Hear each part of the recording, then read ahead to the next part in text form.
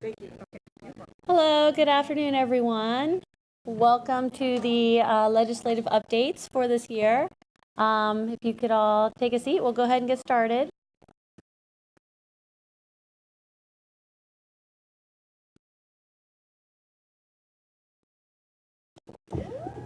Oh, wow, that's pretty fancy. Am I like not supposed to be touching something? Maybe just knows that I'm a little taller. Yeah. Hopefully it goes back down for you.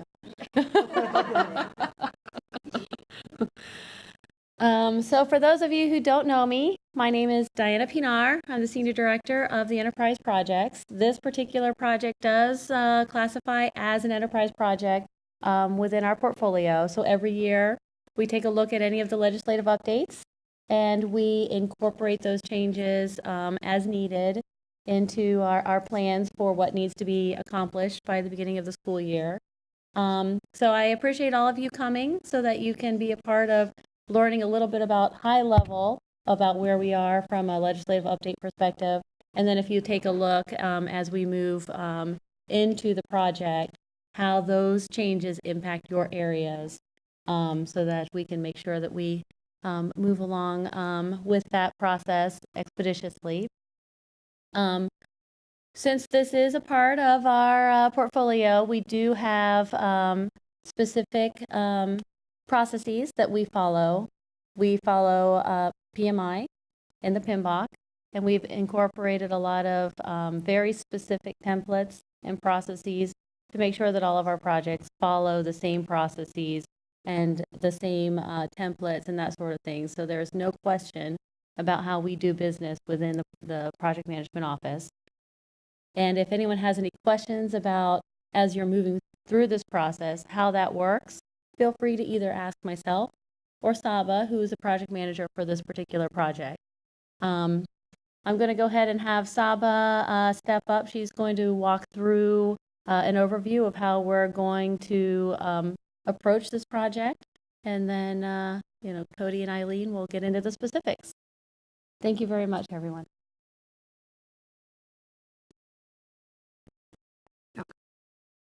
It does it automatically. Oh. It must. I didn't touch anything.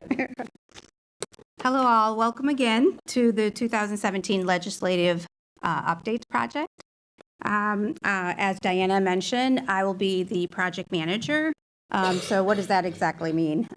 So that means that I'll be able to help along with our project management team resources, help communicate some of the changes, which you've seen a couple of emails about. We're also going to be helping some team members of the project core team prioritize the tickets that you all will be entering. And again, send communication to the different business teams that will be sending in changes. Also, we'll make sure that we, from start to finish, help all the team members with any of the roadblocks that they have, including teams such as development team. So with that, wanted to make sure that I let you all know all communication will be coming from the project management office. So that means that any questions that you have, you can go ahead and email to me. I'll have a slide at the end that'll have my email address. And again, it's Saba Ali, of course, at OCPS.net. And we want to make sure that we're filtering all the information, maybe even do a frequently asked questions for you all, because a lot of times people have the similar questions. So with that, we'll go ahead and get started. We'll go through the agenda in just a moment. And if you have any questions, if you can all again email them to us, just in the respect of everyone's time. All right, so as far as our objectives, we talked about that a little bit as far as to make sure that we get any of the business process changes into, especially with where it affects IT, make sure that we have it and we prioritize those bills if it affects any of our applications or functions. So as far as our presentation today, I'll introduce the project core team. And they will be coming up one by one to explain some information that's important for you all.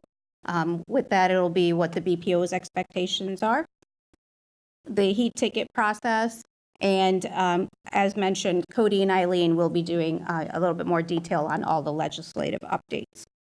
So just to introduce the project core team, of course, I myself, Saba Ali, project manager. We also have Alicia Leonard. She's the instructional process specialist. She's right over here. She's new to her position. We also have Dorian Bennett, senior business process specialist, and I know she specializes over state reporting. And again, we have Cody Woody. He is a director for the legislative and congressional updates. Hi. And Eileen Fernandez, she joins us from legal department. She's associate general counsel. And we also have one very important member. Unfortunately, he had something today, so he couldn't be here. But he was my right hand in sending communications to you, Gary Eklund. And just a little bit about him. He is the organizational change manager. He's a very integral part of PMO. He helps us, like I said, with the communications. And a lot of that starts with the BPOs, as some of you have maybe worked with us on communications that we send to the district or different staff. And we go all the way down to the end user. And for example, he helped us set up this meeting as well. So I'll go ahead and we'll hand it off now to Alicia. And like I said, if you have any questions, please email me and I will go ahead and answer you, and I'll flash the email address at the end.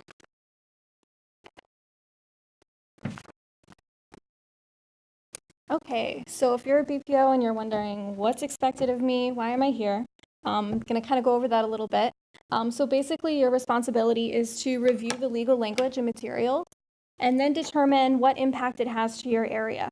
So the impact may be that the field needs to be changed in SMS, a process might need to change, or it could be something like maybe a date needs to be changed on the DMC. You're going to submit a service request for each of the impacts identified. To do that, again, you'll go to osr.ocps.net. The key thing to remember in the short description, to include LCU 1718 in the short description. That way we can identify all of these tickets easily and help prioritize them. And the deadline to have your tickets submitted is August 3rd. So what happens after you submit your tickets? We will go over all of the service requests, analyze them all. My team will work with you if functional requirements are needed for those tickets, and then ITS will make the changes. I'm going to turn it over to Dorian.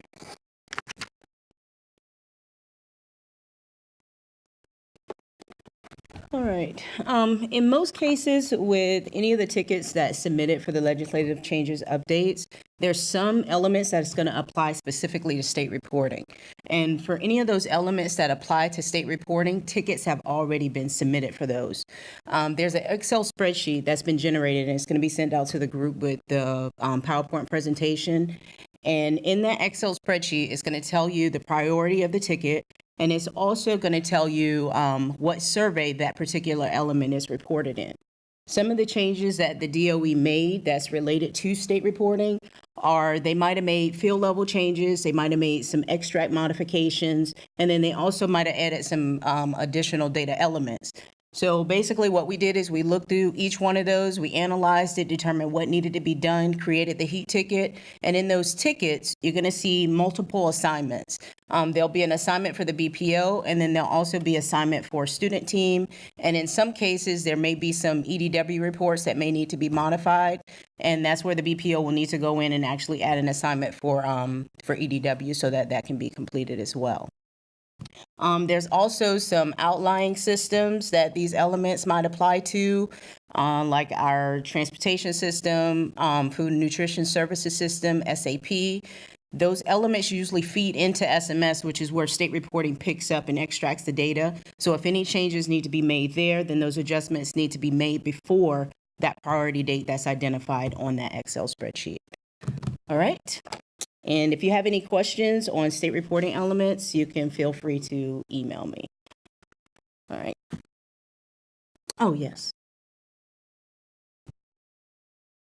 Okay, and this is just a sample heat ticket of what's been input for state reporting. Basically, what happens is the heat ticket has been put in with LCU 1718, and in parentheses, it'll have a priority category. Anything that's slated as a P1, it's pretty much already been completed because it was a Survey 1 ticket that we had to get in. Priority 2 tickets are tickets that will need to be completed between July and August because these are ones we're going to have completed before Survey 2 kicks off. And then there's some priority 3 tickets. I think the date's been slated for November and December for those tickets because we need to have those submitted before Survey 5. All right, thank you.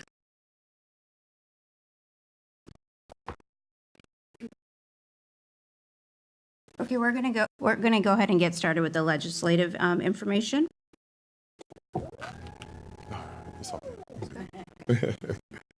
I'm short. So good afternoon. I'm the Director of Legislative and Congressional Relations. Good to see everyone today. I'm going to go over the state's budget, and I'm going to go over, Eileen and I are going to go over she's going to go over 7069 and some other substantive bills as well. So as you can see, for the state, it was a 0.85% increase in unweighted FTE for the students. It was a 2.25 increase to the FTE around the state. Safe schools, there was no increase from last year. And for the reading instruction, there was no increase from last year as well. Per student funding, $7,296 average per student funding around the state. Everybody heard about the commotion when the governor called us back for special session to increase the per student funding to $100. So what he did, that put the state increase. Well, they increased the budget to 1.39%. So, how is everybody today? Everybody seems like they're just a little dead. So, wave if you're paying attention. All right. Nobody waves. No, I'm joking. All right. So for this, what does it mean for us? For our budget, it's a 1.22% increase in unweighted FTE for students. There was a 2.74% increase in K-12 total funds. For per student funding, $7,230.25 average per student funding. So, as you saw from for our 2007, 2008 levels, that's when they were saying that it was historical funding. We're actually down $72.89. So, don't believe the hype. All right. All right. For the general budget, information for OCPS for the fiscal year of 2017-18, the budget impact, as you can see, the increase in total K-12 funds, $38 million. And you go on down the cost of the new students. So when you multiply the unweighted FTE times the per student funding, you get $17 million, which impacted the total budget of what we had at $38 million. The required for the FRS rate increase, we had to take out $3 million, so it left us with $17 million. All right, for SB 2500, the General Appropriations Act, that was supplemented by HB 3A. As you can see, the fixed capital outlay, we had to split it right down the middle. So $50 million went for public school maintenance and $50 million went to charter schools. So if you go on down to the VPK, base student allocation for the school year is $2,437, and for the summers, $2,080. Sorry. For digital allocation, it didn't change from last year. We're getting $80 million. So for all the digital education people out there, raise your hand if you're out there. Let's see, whoop, whoop, whoop. All right. So as you can see, for SB 7022, the Florida Retirement System Rate Bill, regular class employees increase was 0.40%. The senior class employee increase was 0.94%. And There are the two classes that make up almost all of the FRS employees in the school district. So if you can read the number down there, I'm going to go ahead and spare you. So let's go ahead and go to the substantive bills. So that puts us at HB 15, educational options. So this bill pretty much expands the access to the Gardner Scholarship Program, expanding the pool of eligibility for applicants by including additional disabilities and expanding the authorized use of the scholarship funds for the equine, meaning horseback riding, art, and music, therapy, and services.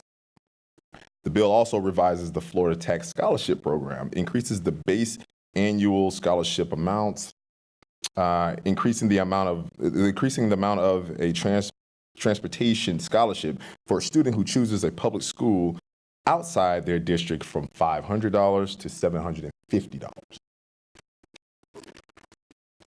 All right, HB 39 talks about autism awareness training for law enforcement officers. So requires the FDLE to establish a continued employment training, CET, on the recognition of symptoms and characteristics of autism disorder. Completion of the training component may count towards a law enforcement officer's required 40 hours of instruction for CET.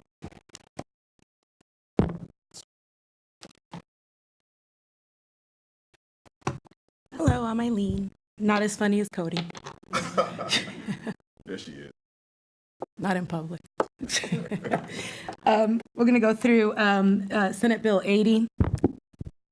Senate Bill 80 basically affects public records, but this is actually a law that was kind of positive for us. As some of you may know, under the current Florida Public Records Act, an individual can sue governmental entities for failure to provide access to public records. And over the past few years, there have been some organizations that have been out there that their main focus is to go after governmental entities to collect attorney's fees, because if they are successful in their lawsuit against a public entity that has failed to provide access to public records, they are entitled to attorney's fees. So their main purpose was basically to send out a ton of requests throughout the state to different organizations, different governmental entities, and when those governmental entities did not respond within a reasonable time under the statute, then what they would do is they would come back and sue just for the attorney's fees, and you can get quite a bit of attorney's fees on those cases. So this bill it was done in order to address that issue. So now the bill requires a court to award attorney's fees and costs to a plaintiff who sues an agency to enforce a public records request, only if the court determines that the agency unlawfully refused to permit a public record to be inspected or copied. And also, the person that is seeking the records has to provide written notice identifying the public records request to the agency's custodian of public records at least 5 days before filing a civil action. So what that means, let's try to respond before those 5 days, within 5 days of getting that request. And if, of course, you have any issues, any questions about public records or public records questions, you can talk to Mr. Vaughn right over there, or feel free to call the legal department. We're always there to help you with that. The bill also provides that the court must determine whether the complainant requested to inspect or copy a public record or participated in a civil action for an improper purpose. So now they can go in and look if this organization's main point is just to collect attorney's fees. If the court determines that it was done for an improper purpose, then at that point, we are now eligible to collect our attorney's fees and costs in a civil action.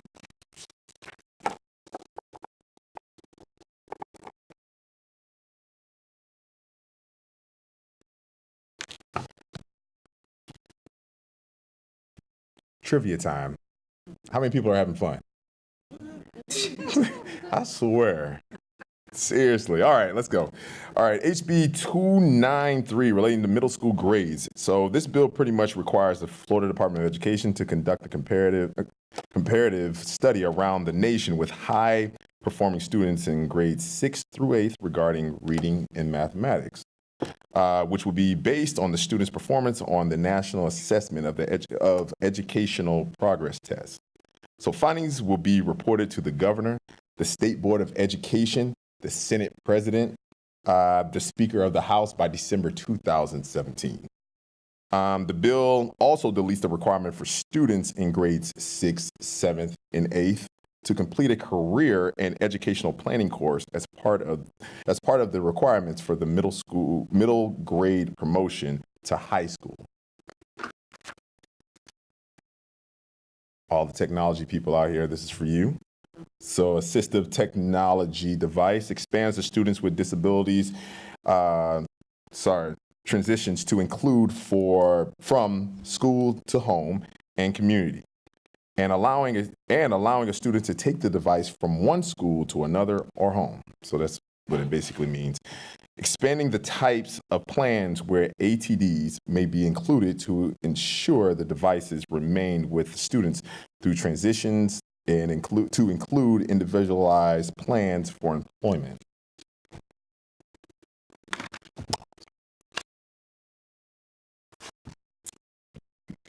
We have another fun law here. It is Senate Bill 436 that deals with religious expression in public schools. The bill creates a brand new section called Florida Student and School Personnel Religious Liberties Act. It attempts to mirror current federal law as it relates to religious expression in public schools or in public generally.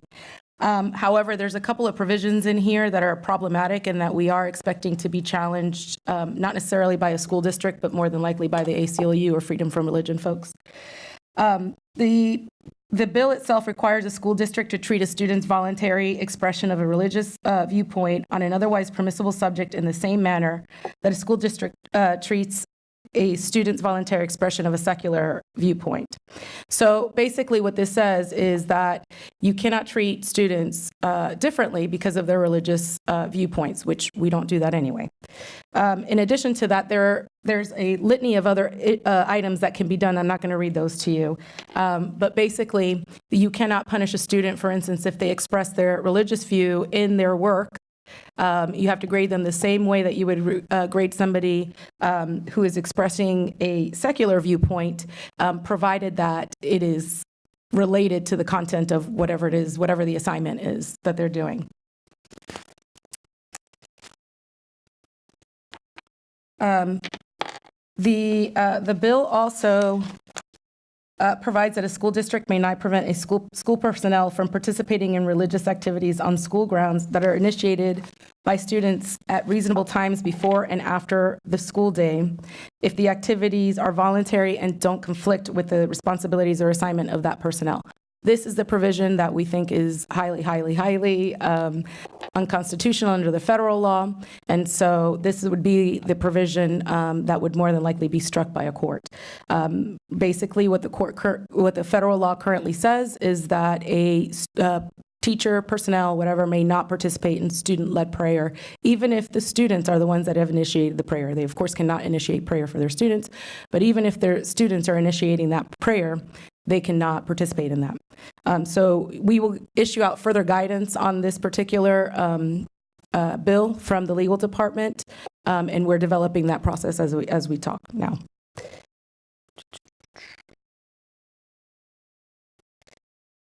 The bill also requires that a school board give a religious group access to the same school facilities in the same manner that they would a secular group. Again, something that we currently do as well in our programs.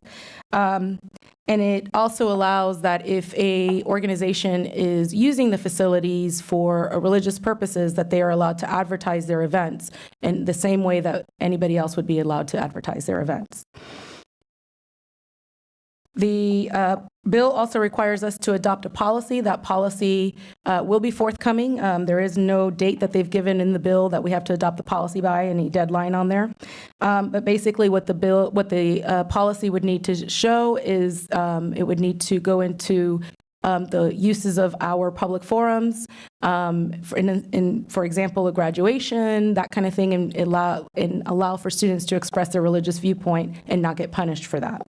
And we have to develop that policy. We also have to put, and this is very important, if you're at a student event, you have some disclosures that you now have to put on your pamphlets, on your program, that basically say whatever the viewpoints are of a student that may have expressed are not the viewpoints of the school district.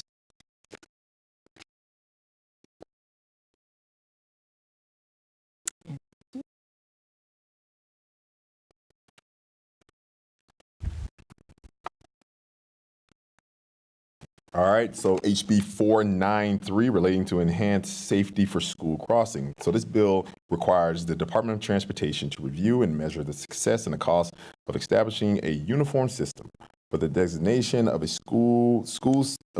safe school crossing location within 1 mile radius of all schools, and requires the DOT to report the findings to the governor and to the state legislature.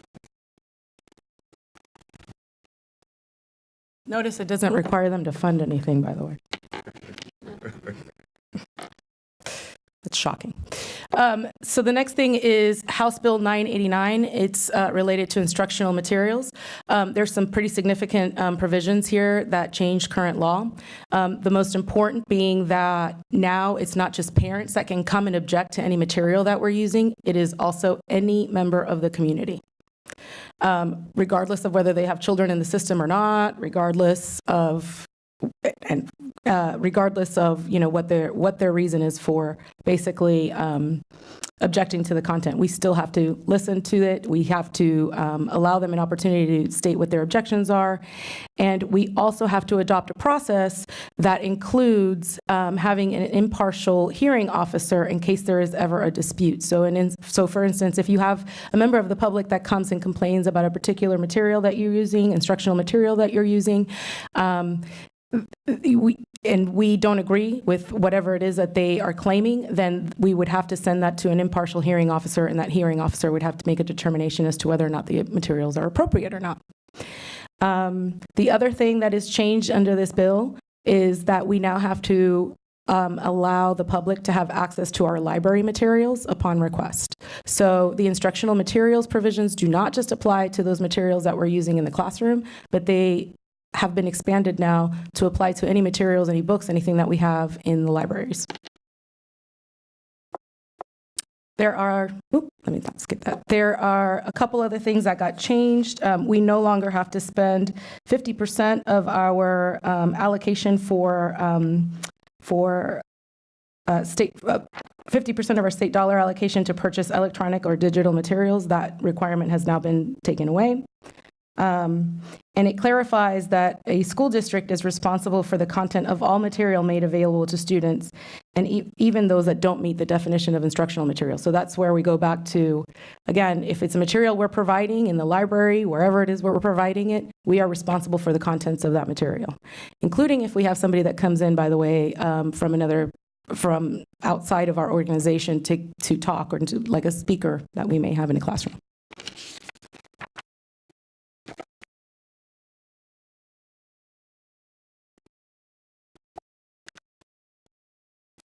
All right, so HB 1109, it's relating to the private school student participation in extracurricular activities. Revises private school students' eligibility by allowing a student that is a non-FHSAA member private school to participate in interscholastic or intrascholastic activities at the school where the student could choose to attend in accordance to the controlled open enrollment, the big bill that went past last year, if schools have not reached the capacity as determined by the school board. So from my understanding, the capacity limit was 90%. It has to be, if it's at 90%, we're full. So. Oh, okay. So, HB 1239 related to school bus safety. So this bill creates the Cameron-Mayhew Act. So I don't know if everybody knows about Cameron Mayhew. So he was a student that died in Fort Myers. I guess someone went around a school bus arm and didn't see the kid and hit him and killed him. So under this bill, a person who fails to stop for a school bus causing or relating in the serious bodily injury or death of another person is required to serve 120 hours of community service in a trauma center or hospital, and participate in a victims impact panel session in a judicial circuit or attend a driver improvement course approved by the Department of Highway Safety and Motor Vehicles. Also establishes additional fines and penalties for failing to stop for a school bus relating in the serious bodily injury or death of another and passing a stop school bus.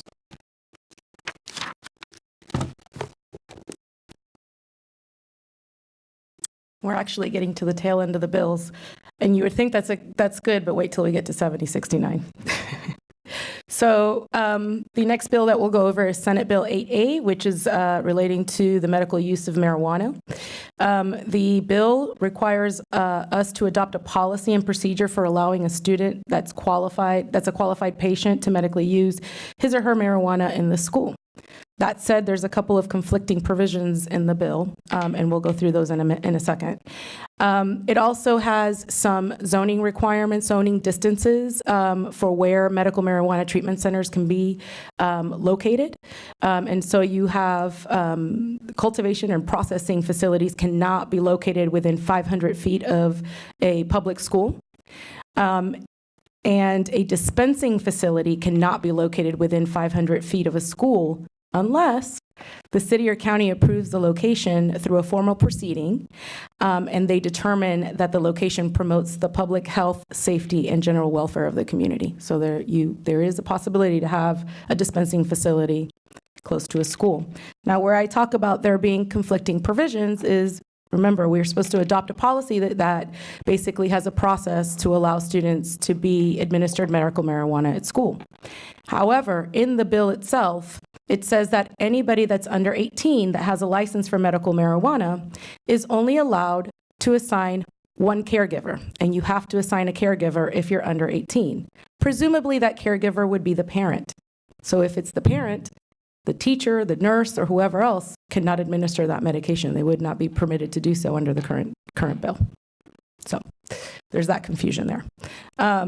And as you may or may not know, this bill is actually currently being challenged by Mr. Morgan. He's already filed this challenge. So we expect there to be some additional changes to these provisions in the coming future, because there are some provisions in here that do not comply with what the voters wanted when they voted this in.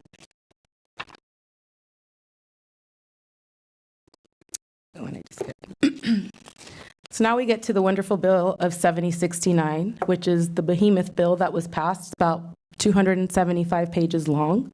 I promise not to bore you with every single provision that's included in there. There are over 50 bills that were lumped into this one bill. So I'll just go over some of the more important things that may affect us as a district as a whole. The first would be the Title I funding. So what they've done with Title I funding is it provides that Title I Part A basic funds to school above the 75% threshold level, those funds have to be provided directly to eligible schools. There's a portion of the Title I funds that we are allowed to keep back, but they have now capped it. This was not part of the law before. So the items that we are allowed to hold money back for are 1% for parental involvement.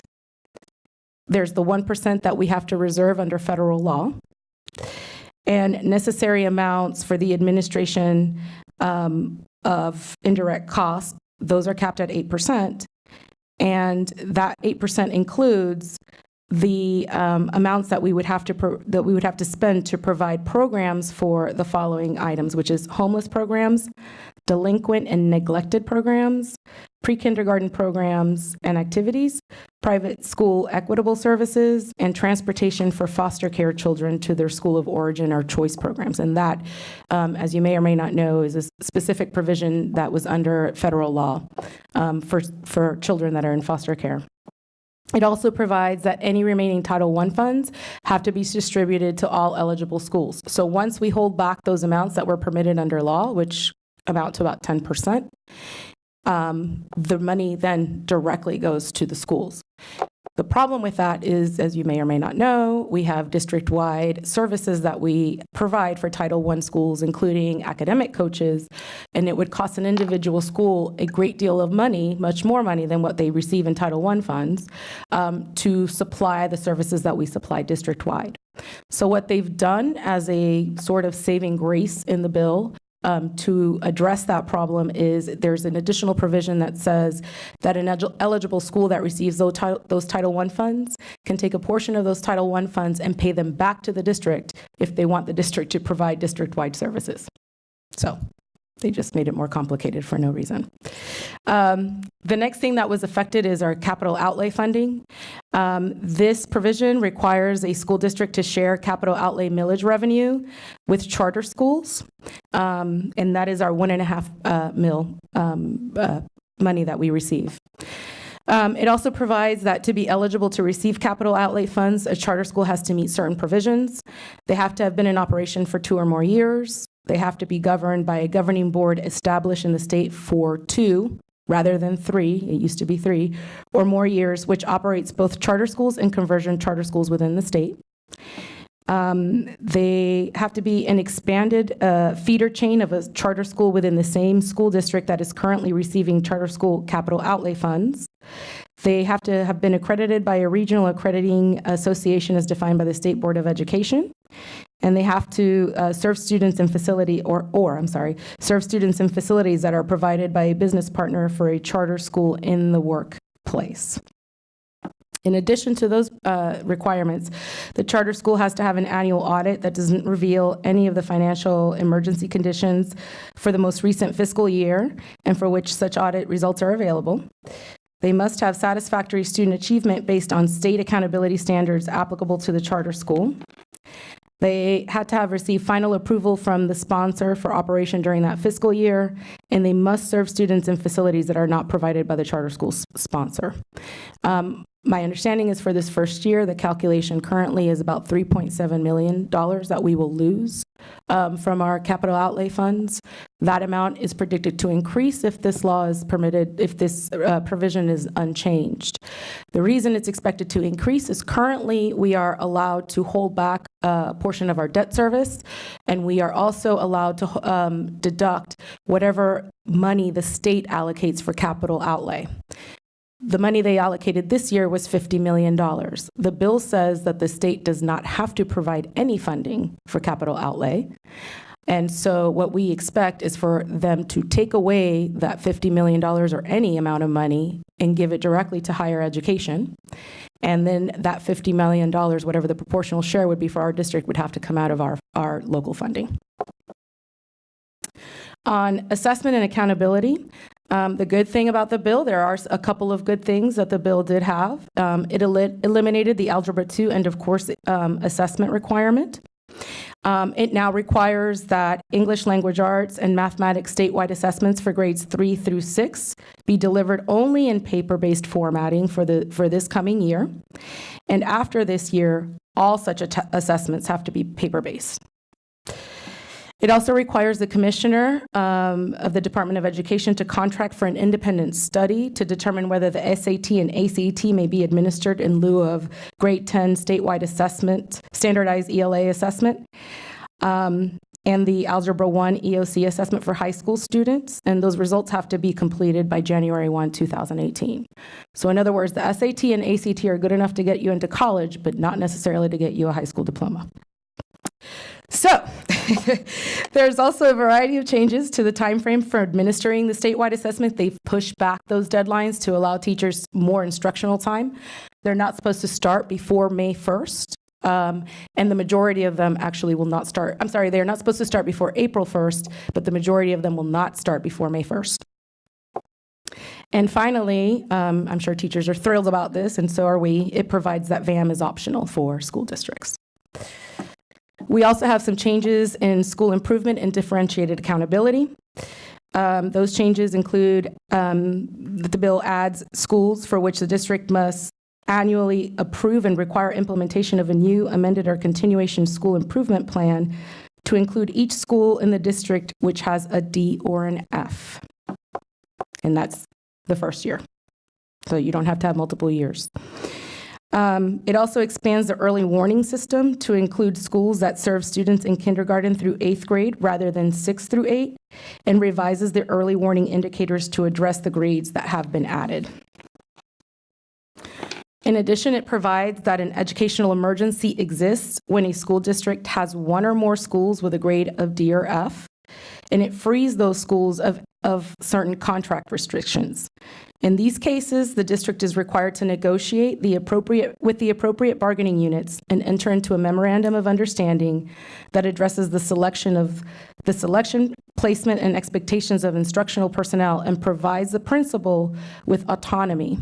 And that autonomy is would be the autonomy that's currently included in the Principal Autonomy Pilot Program initiative that's under a different law.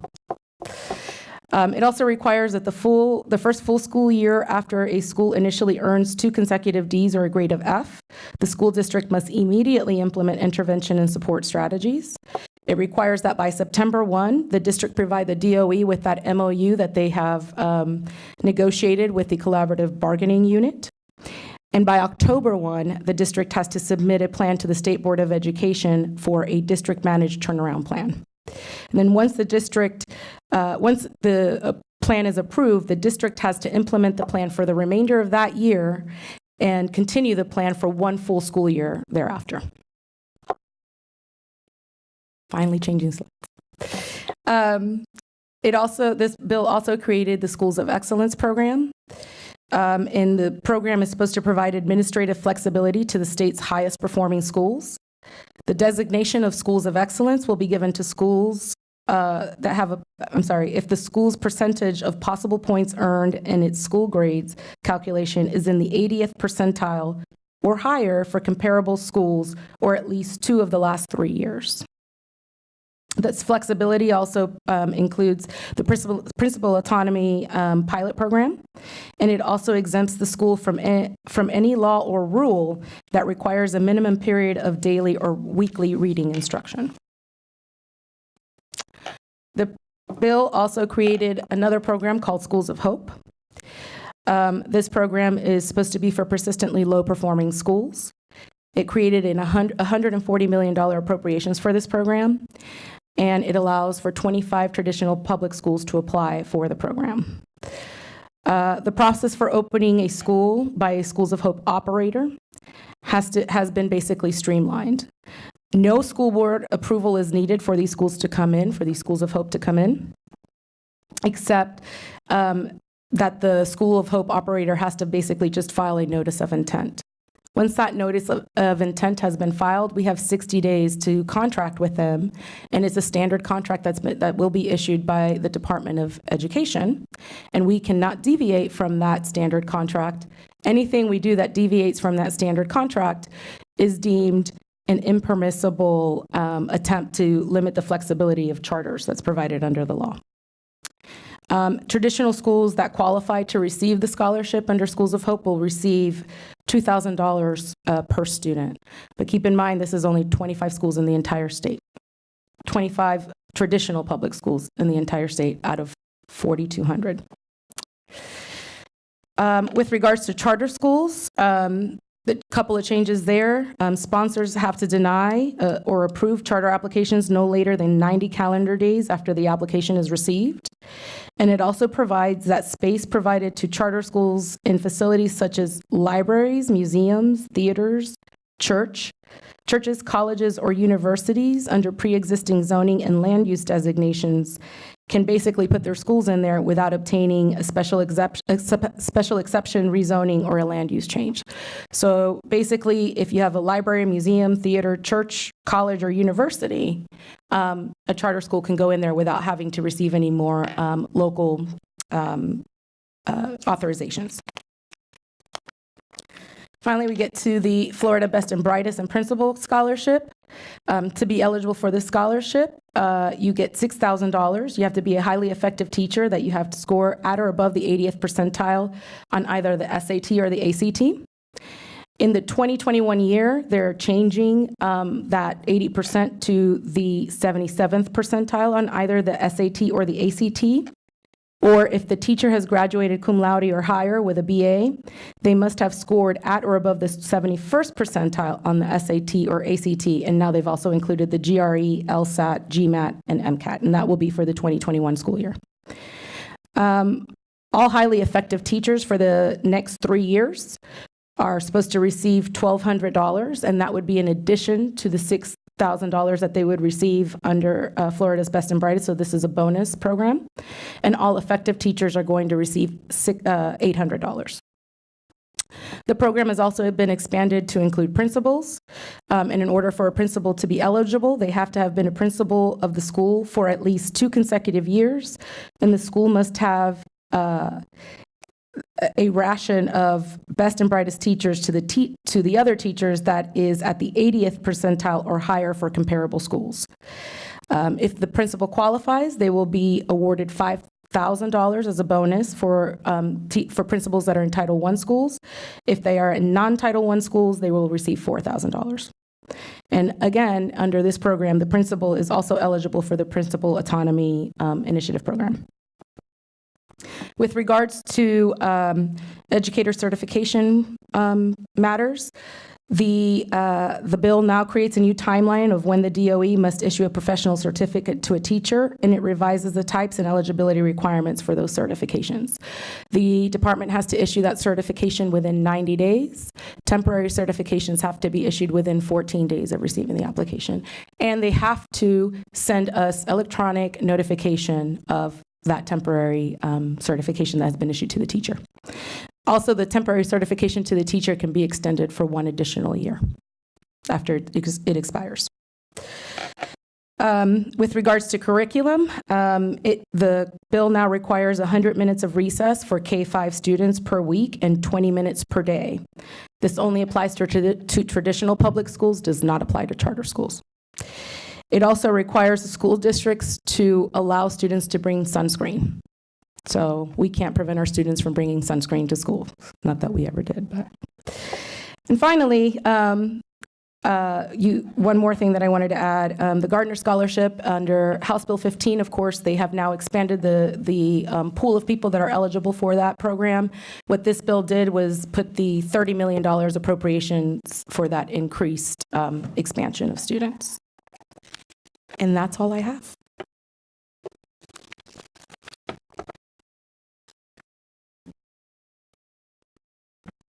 Wow. Can you guys all hear me?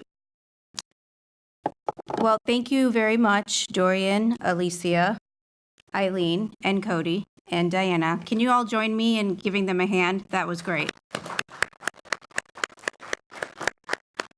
So again, just to kind of summarize what we went over, we gave you some information and detail, but it again is the high-level overview of the bill, so keep that in mind. We told you what expectations we had as a BPO. We explained how to put in the tickets, and also if you have any other further questions, my email address is up there. Again, as I stated in the beginning, all of the communication will be coming through our team, and all questions should be sent to me. And also, after this presentation is over, within a few hours, we'll send out a copy of the presentation and some next steps so that we summarize what we went over. Thank you very much for coming. I know you took out time from your schedules to come here, so we really appreciate that. And again, if you have any questions, saba.ali@ocps.net. Thank you.